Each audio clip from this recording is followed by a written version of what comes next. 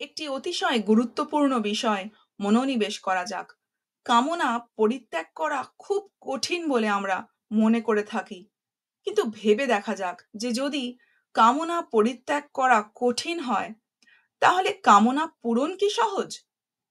জগতে আজ পর্যন্ত কারোরই সমস্ত কামনা পূর্ণ হয়নি।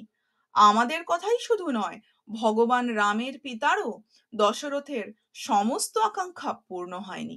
সুতরাং কামনাগুলির পূর্তি হওয়া অসম্ভব ব্যাপার, কিন্তু কামনা পরিত্যাগ করা অসম্ভব নয়।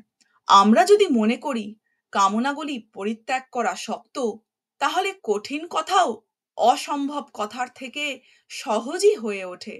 কারণ কামনা পরিত্যাগ করা যায়, কিন্তু কামনার পূর্তি হওয়া সম্ভবই নয়।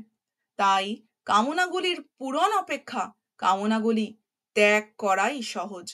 আমাদের এই ভুল হয় যে যেটি করা সম্ভব নয় আমরা সেটির জন্যই চেষ্টা করি, আর যেটি করতে আমরা সক্ষম সেটি করি না। সেই জন্য সাধকদের কামনাগুলি পরিত্যাগ করা উচিত যা তারা করতে সক্ষম।